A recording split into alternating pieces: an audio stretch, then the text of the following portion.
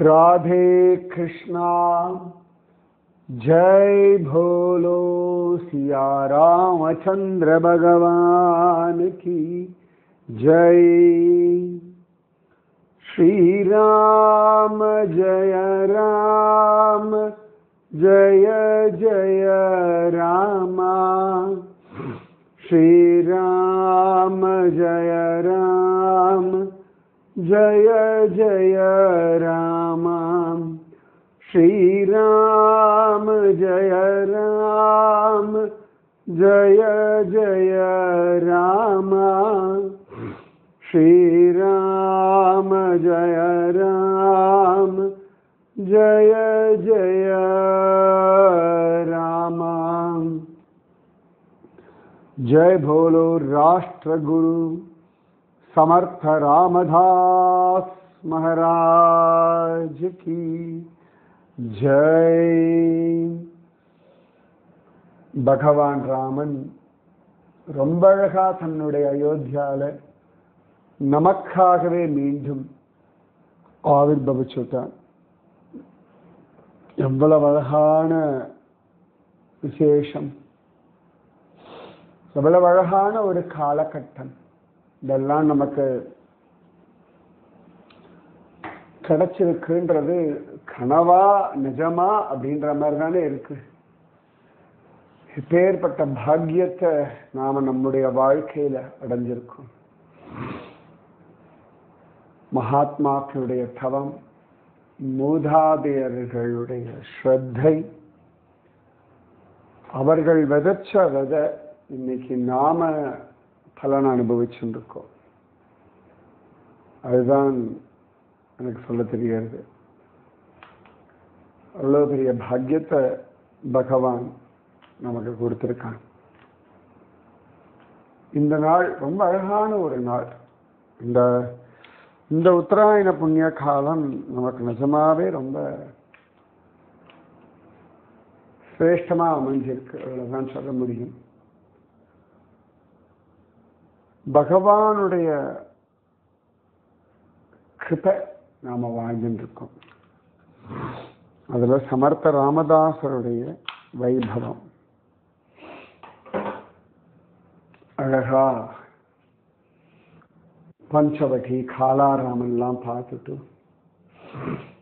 அழகா ராமனுடைய சங்கல்பத்தினால மகாபலேஸ்வர் போறார். மகாபலேஸ்வர் இன்னைக்கு காலகட்டத்தில் ரொம்ப ஃபேமஸ் டூரிஸ்ட் ஸ்பாட் மகாபலேஸ்வர். நான் ஒரு தடவை போயிருக்கேன். ஆனால் அப்போ அங்கே நம்ம சமர்த்த ராமதாஸுடைய விஷயங்கள்லாம் எனக்கு தெரியாது. நம்ம பஞ்சவட்டியிலிருந்து மகாபலேஸ்வர் கிட்டத்தட்ட ஒரு 350 கிலோமீட்டர் தூரம் இருக்கு. ஒரு கார்லலாம் போனோம்னா ஒரு 8-9 மணி நேரத்தில் ரொம்ப அழகா போயிடலாம். சமர்த்த ராமதாசருக்கும் நடக்கிறது ரொம்ப பிடிக்கும். அது இல்லாமல் இந்த தேசத்தினுடைய பல கிராமங்கள், பல மனிதர்கள், அவர்களுடைய வாழ்க்கை முறை இதெல்லாம் பார்க்கணும். பொலிட்டிக்கல் இஷ்யூஸ் எல்லாம் தெரிஞ்சுக்கணுன்றதுனால அவருக்கு கலப்போ ஒரு வெறுப்போ தலையெழுத்தோன்னு ஒரு காரியம் அவர் பண்ணதில்லை. இது ரொம்ப முக்கியம். நீங்க ரொட்டீனா பண்ணக்கூடிய விஷயங்கள்ல ஒரு களைப்பு வராதபடி நீங்க தான் பார்த்துக்கணும். ஏன்னா இந்த வாழ்க்கையில ஒவ்வொரு நாளுமே ரொட்டீன் உண்டு உங்களுக்கு. நீங்களோ நானோ தபஸ்விகளோ சன்னியாசிகளோ குழந்தைகளோ எல்லாருக்குமே ரொட்டீன் உண்டு, ரைட்? அந்த ரொட்டீன்ல எப்பொழுதுமே ஒரு உற்சாகம் இருக்கணும். உற்சாகம் தான் வாழ்க்கையினுடைய ரகசியம். வேலைக்கு போகிறதுக்கு உற்சாகம் வேணும், சமைக்கிறதுக்கு உற்சாகம் வேணும், யாத்திரை போகிறதுக்கு உற்சாகம் வேணும், பணம் சம்பாதிக்கிறதுக்கு உற்சாகம் வேணும், சேகரிக்கிறதுக்கு உற்சாகம் வேணும், சேமிக்கிறதுக்கு உற்சாகம் வேணும், பிசினஸ் பண்றதுக்கு உற்சாகம் வேணும், ஸ்போர்ட்ஸ் விளையாடுறதுக்கு உற்சாகம் வேணும், டிவி பார்க்கணும், இங்க சினிமா பார்க்கணும், இங்க டிராவல் பண்ணணும், அதுக்கு உற்சாகம் வேணும், ஒரு கல்யாணம் காட்சிக்கு போகணும்னா உற்சாகம் வேணும். எப்பொழுதுமே உற்சாகத்தோடு காரியங்கள் பண்ணுங்க. முக்கியமா நமக்கு என்டர்டைன்மெண்ட்ல உற்சாகம் நிறைய வந்துடும், கடமைகள்ல உற்சாகம் கொஞ்சம் குறைவாத்தான் வரும். அது ஏன்னு நீங்க தான் கண்டுபிடிக்கணும். கடமையில உற்சாகம் இல்லைன்னா அது பாரம், அது ஒரு பெரிய டார்ச்சர், மென்டல் டார்ச்சர். முக்கியமா இந்த வேலைக்கு போகிறது நிறைய பேருக்கு அது பெரிய டார்ச்சர். புலம்புண்டே இருப்பா, புருஷன்கிட்ட புலம்புவா, பொண்டாட்டிகிட்ட புலம்புவா, ஃப்ரெண்டு கிட்ட புலம்புவா, அம்மா கிட்ட புலம்புவா. அது யாருன்னு அப்படியா அப்படின்னு கேட்கறாலும் அவகிட்ட புலம்புவா. யாராவது திட்டுறான்னா அவகிட்ட புலம்ப மாட்டா. இது எப்படின்னா அந்த ப்ராசஸ்ல ஒரு ஸ்ரத்தை இருந்தா அது என்ஜாய் பண்ணினா இந்த பிரச்சனையே வராது. நிறைய பேருக்கு ப்ராசஸை விட ரிசல்ட் தான் பெருசா இருக்கு. So enjoy your process. கண்டுபிடிங்க ஏன் அதை டல் ஆகிறது, ஏன் உங்க டியூட்டிஸ்லேருந்து நீங்க ஒதுங்கணும்னு பார்க்கவே. அடுத்த வாழ்வுடைய வாழ்க்கையை வச்சிருந்து அதுதான் வசத்தின் தீர்மானத்துக்கு என்னைக்குமே வராதிங்க.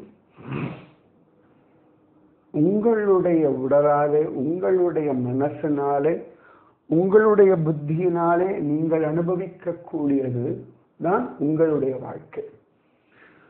அடுத்தவர்களுடைய ஒரு மைண்ட் செட், அவர்களுடைய ஒரு செட் ஆஃப் பிரின்சிபல்ஸை வச்சிருந்து உங்க வாழ்க்கையை நீங்க அளந்தீர்கள்னா அது சரியா வரும். கரெக்ட்? உங்களுடைய ரூல் வச்சுட்டு நீங்க உங்க வாழ்க்கையை அளக்கணும். உங்க வாழ்க்கை எப்படி வாழணும் நீங்க தீர்மானிக்கணும். அதற்கேற்ற மாதிரி நீங்க தான் அட்வைஸ் போடணும். ஸோ சமர்த்த ராமதாசர் ராமராயாவினுடைய சங்கல்பத்தினால மகாபலேஸ்வர் போறார். மகாபலேஸ்வர் ரொம்ப அழகான ஒரு இடம். அதுவும் அந்த மலை மேல பார்த்தா அந்த பிளேட்டோன்னு சொல்லுவா, தட்டையான மலைப்பகுதி. அவ்வளோ பெருசு. மேலே ஒரு ஜம்முன்னு ஓடலாம், விளையாடலாம். நானும் அந்த மேலே குதிரையில போயிருக்கேன். நான் பிள்ளையெல்லாம் நான் பிரமிச்சு போயிட்டேன். ஆனால் அப்போ முதல் தடவை அப்போதான் நான் வந்து அப்படி ஒரு பிளாட்டோ பார்க்குறேன். நான் பிரமிச்சு போயிட்டேன் அந்த மகாபலேஸ்வருடைய பிளாட்டோவை பார்த்துட்டு. ஒரு காத்தால போனோம், சாயங்காலம் வந்துட்டோம். பட் அப்படியே அந்த வெயிலில் போனதுனால பெருசாக அந்த வெயில் ரொம்ப படுத்திருக்கு, அதனால பெருசாக என்ஜாய் பண்ணல. பட் ஆனால் இப்போ போனோம் ரொம்ப ஆசையாக இருக்கு. மகாபலேஸ்வர் ரொம்ப விசேஷமான ஒரு சிவலிங்கம் இருக்கு. நம்ம சமர்த்த ராமதாசர் அந்த சிவன் கோவில்ல தான் போய் தங்குறார்.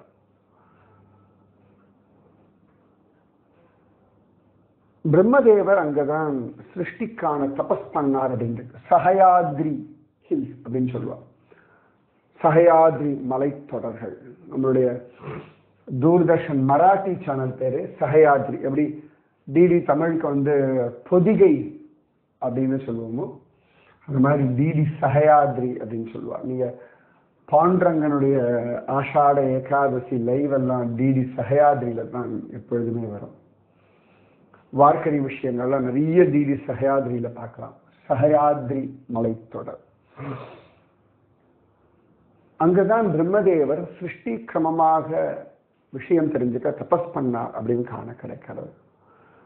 அப்ப அங்க அதிபலன் மகாபலன் அப்படின்ற ரெண்டு அசுரர்கள் அவரை ரொம்ப போட்டு படுத்தி எடுத்துட்டார். அப்ப அவர் விஷ்ணுவை பிரார்த்தனை பண்ண பகவான் விஷ்ணு அங்க ஆவிர்பவிச்சு அதிபலனை சம்ஹாரம் பண்ணிட்டார். ஆனா மகாபலனை சம்ஹாரம் பண்ண முடியல. ஏன்னா அவன் வாங்கிட்டு இருக்க வரம் இச்சா மிருத்யு அப்படின்னு ஒண்ணு இருக்கு. இச்சா மிருத்யு இந்த வார்த்தை நீங்க கேள்விப்பட்டிருக்கலாம். நினைத்த பொழுது மரணம், அவன் சங்கல்பம் பண்ணாதான் அவனுக்கு மரணம். இது மாதிரி யாருக்கு உண்டு சொல்லுங்க பார்க்கலாம். கடைசியில சொல்றேன். அவர் அதற்காகவே உயிரை பிடிச்சு வச்சுட்டு இருந்தார். இச்சா மிருத்யு அப்படின்ற ஒரு விஷயத்துக்காக.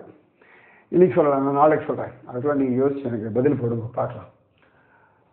ஸோ அவனை ஒன்றும் பண்ண முடியல. அப்ப அம்பாள், தேவி, அம்பிகா, காளி, பார்வதி அவளிடத்துல விஷயம் சொல்ல உடனே அவள் ரொம்ப அழகான ரூபத்தோட இவன் முன்னாடி வர அவன் அப்படியே ஆஹா இதை கல்யாணம் பண்ணிக்கோங்க அப்படின்னு கெஞ்ச. அப்ப அவ சொல்றா, நீ எனக்கு ஒரு வரம் கொடுத்தா நான் பண்ணிக்கிறேன்னு சொல்ல.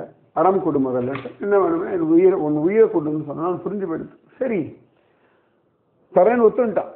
அதுக்கப்புறமா அப்ப வந்து கேட்டான், சரி ரைட் எப்படியும் உயிர் போக போறது. ஆனா நான் எந்த இடத்துல என் உயிர் போகிறதோ அந்த இடத்துல சிவபெருமான் சாநித்தியம் இருக்கணும். சிவன் பக்தனா இருக்கனால அந்த ஊர்லயும் சிவபெருமான் பெயரோட என் பெயரும் இருக்கிறவன்னு கேட்க அதன்படியே அவன் உயிரை விட்ட இடம் தான் மகாபல ஈஸ்வர், மகாபலேஸ்வர். ரொம்ப விசேஷம். உலகத்துல வேற எங்கேயுமே எப்படி ஒரு சிவலிங்கம் கிடையாது. ருத்ராட்ச ரூபமான சிவலிங்கம். ருத்ராட்சம் பார்த்திருக்கேன் இல்லையா? அந்த ருத்ராட்சத்தை நீங்க உத்து பார்த்தீங்கன்னா ஒரு கரடு முரடாதான ஒரு விதை தானே அது. அந்த மாதிரி ஒரு சிவலிங்கம், ஸ்வயம்பு சிவலிங்கம் இந்த மகாபலேஸ்வர். நான் இன்னும் பார்த்ததில்லை. நான் இப்போ யூடியூப்ல வீடியோல பார்த்தேன். நிஜமாவே பிரமிப்பா இருக்கு. ஒரு பெரிய கல்லாலான ஒரு ருத்ராட்சம் போல. ருத்ராட்சம் ஃபுல் ரவுண்டா இல்லை, இந்த டாப் மட்டும் பார்த்தாலும் அப்படியே ஒரு ஒரு ருத்ராட்சம் அப்படியே. நான் அந்த போட்டோ அப்படியே போடு பாருங்க. அப்பா இப்படிலாம் கூட இருக்கேன். உலகத்துல இவ்வளவோ அதிசயங்கள். அது நம்முடைய பாரத பூமியில அவ்வளவு அழகா தெய்வங்களுடைய ஆவிர்பாவம் நிரந்தரமா இருக்கு. ஸோ இந்த மகாபலேஸ்வருக்கு தான் நம்ம சமர்த்த ராமதாசர். அங்க 2 சகோதரர்கள் இருக்கா. அதுல ஒருத்தர் பேர் திவாகர பட் அப்படின்னு பேர். ஏற்கனவே அவ சமர்த்த ராமதாசரை பத்தி கேள்விப்பட்டிருக்கா. அனந்த பட், திவாகர் பட் அந்த சகோதரருடைய பெயர். அவளுக்கு அவ்வளவு சந்தோஷம். சமர்த்த ராமதாசர் வந்திருக்கா அப்படின்னு அவருக்கு அவ்வளவு அழகா சேவை பண்ணி வைக்கிறார். ஏன்னா சமர்த்த ராமதாசர் எந்த இடத்துக்கு வந்தாலும் அப்படி உட்காந்து அப்படியே தியானம் பண்ணுவார். அங்க இருக்கக்கூடிய தெய்வங்கள் கிட்ட எல்லாம் நீங்க துஷ்ட நிகிரகம் பண்ணணும், சிஷ்ட பரிபாலனம் பண்ணணும், தேசத்தை ரட்சிக்கணும் அப்படின்னு சொல்லி பிரார்த்திச்சுட்டே இருப்பார். எந்த இடத்துலையுமே சமர்த்த ராமதாசர் எனக்கு இது கொடு அப்படின்னு கேட்க மாட்டார். இந்த தேசம், இந்த ஜனங்கள், இந்த சனாதன தர்மம், இதுதான் அவருடைய லட்சியம். அவருக்காக அவர் கேட்டதுன்னு பார்த்தா அந்த அம்மா, அவருடைய அம்மாவுக்கு கண் பார்வை, அதுதான் மேக்சிமம் அவர் கேட்டதே ஒழிய ராம தரிசனம் இதெல்லாம் கேட்பார். அது நிச்சயமா கேட்டுதானே ஆகணும். அவளுக்கு ராம தரிசனம், கிருஷ்ண தரிசனம் வேணும் தானே. அப்ப ரொம்ப சந்தோஷம். சமர்த்த ராமதாசர் அங்கேயும் உட்கார்ந்துண்டு ஸ்ரீராம ஜெய ராம ஜெய ஜெய ராம, ஸ்ரீராம ஜெய ராம ஜெய ஜெய ராம, ஸ்ரீராம ஜெய ராம ஜெய ஜெய ராம, ஸ்ரீராம ஜெய ராம ஜெய ஜெய ராம. அவ்வளவு அழகா அந்த இடத்துல உட்காந்து அப்படி தியானம் பண்றார். இந்த பசங்களுக்கு சின்ன மாதிரி தானே வாழலாம், அவ்வளோ சந்தோஷப்படுறா, ஆனந்தப்படுறா. அந்த மகாபலேஸ்வர் பக்கத்துல தான் பஞ்சகங்கா அப்படின்னு ஒரு இடம். சரியா அந்த இடத்துல தான் 5 நதிகளுடைய சங்கமம். கிருஷ்ணா நதி, வேணா நதி, சாவித்ரி, கொய்னா, அப்புறம் காயத்ரின்ற 5 நதிகள். அதுக்கப்புறமா கங்கையும் சரஸ்வதியும் குப்தமா அங்க ஆவிர்வவிக்கிற. அப்ப 7 நதிகளுடைய சங்கமம் இந்த பஞ்ச கங்கால இருக்கு. எனக்கு ரொம்ப ரொம்ப ஆசையா இருக்கு இப்ப போயிட்டு வந்துடணும் அப்படின்னு. சமத் ராமதாசன் மூலமா நான் பல இடங்கள் புதுசு புதுசா தெரிஞ்சுக்கிறேன், புதுசு புதுசா போறேன். புரியறது எங்களெல்லாம் கூட்டின்னு போங்கோ.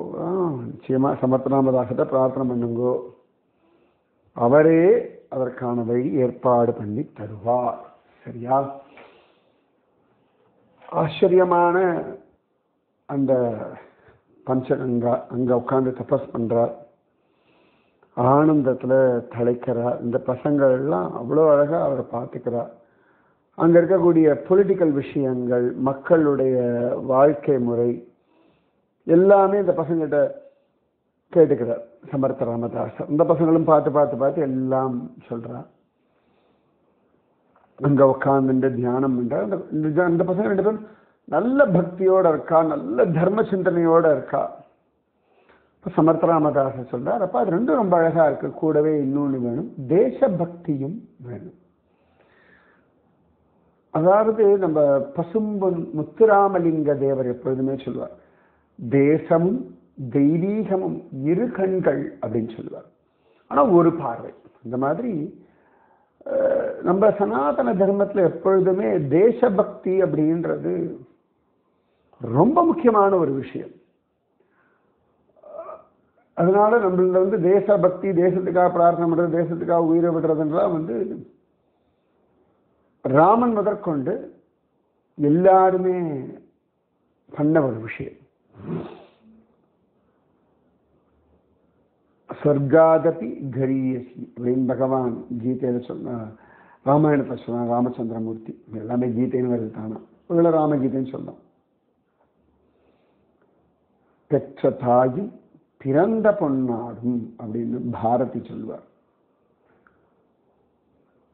அப்ப அந்த தேசபக்தியும் அவசியம்பா. இந்த தேசம் நன்னா இருந்தாதான் நீங்க நன்னா இருக்க முடியும் அப்படின்னு சொல்ல அந்த பசங்களுக்கு அது புரியாது. அவளுக்கும் அந்த தேசபக்தியில ருச்சி வர்றது. சமர்த்த ராமதாசர் இந்த மகாபலேஸ்வர் கோவில் மேல போன, இன்னும் மேல ஏன்னா பீக், அங்க ஒரு மலையுடைய சிகரம், அந்த இடத்துல உட்கார்ந்து தபஸ் பண்ணுவார். ஆனா அங்கிருந்து பார்க்கறதுக்கு அவ்வளவு அழகா இருக்குமா இந்த மகாபலேஸ்வருடைய அந்த வியூ பாயிண்ட். இயற்கை எழில் கொஞ்சம்படியான மகாபலேஸ்வர்.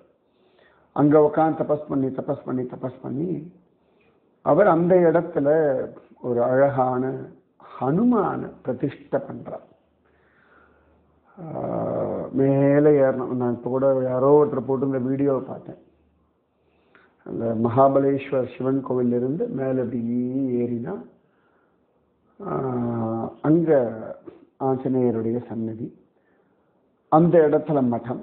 அவருக்கு முக்கியமா இந்த திவாகர் பட், அவனை தான் முக்கியமான அதிகாரியா. இப்ப அப்படி டாக்லியில உத்தவ் அவனை ஸ்தாபிதம் பண்ணாரோ, அந்த மாதிரி இங்க திவாகர அழகா ஜோரா ஸ்தாபிதம் பண்ணி எல்லாத்தையும் பார்த்துக்கோன்னு சொல்றார். அவர்களுக்கு நிறைய விஷயம் உபதேசம் பண்றார். கொஞ்ச நாள் மகாபலேஸ்வரர் அந்த இயற்கை கொஞ்சம் இடம், அந்த நதிகள்ல தீர்த்தமாடுறது, அந்த பஞ்சகங்கா அங்க தீர்த்தமாடுறது, ஏகாந்தமா உட்கார்ந்து ஸ்ரீராம ஜெயராம ஜெய ஜெயராமன்னு ஜபிக்கிறது, பகவத் சிந்தனையோடு அங்க இருக்கிறது, தேசத்துக்காக பிரார்த்தனை பண்றது, இப்படின்னு ரொம்ப ஆச்சரியமா இருக்கா. எனக்கு ரொம்ப ஆசையா இருக்கு மகாபலேஸ்வர் போகணும், போய் பார்த்துடணும்னு. பாம்பேலேருந்து போனால் ஒரு 250 கிலோமீட்டர் இருக்கும், பூனாலேருந்து போனால் ஒரு 120 கிலோமீட்டர் இருக்கும். போய் பார்த்துடணும் சீக்கிரம். மகாபலேஸ்வர். சரியா? ஸோ மீதி விஷயம் நாளைக்கு. ராதே கிருஷ்ணா. ஸ்ரீராம ஜெய ராம ஜெய ஜெய ராம, ஸ்ரீராம ஜெய ராம जय जय राम श्रीराम जय राम जय जय राम श्रीराम जय राम जय जय राम। जय बोलो सीता रामचंद्र भगवान की जय। जय बोलो महाबलेश्वर की जय। जय बोलो वीर धीर सूर आंजनेय स्वामी की जय। जय बोलो राष्ट्र गुरु समर्थ रामदास स्वामी की जय। राधे कृष्णा।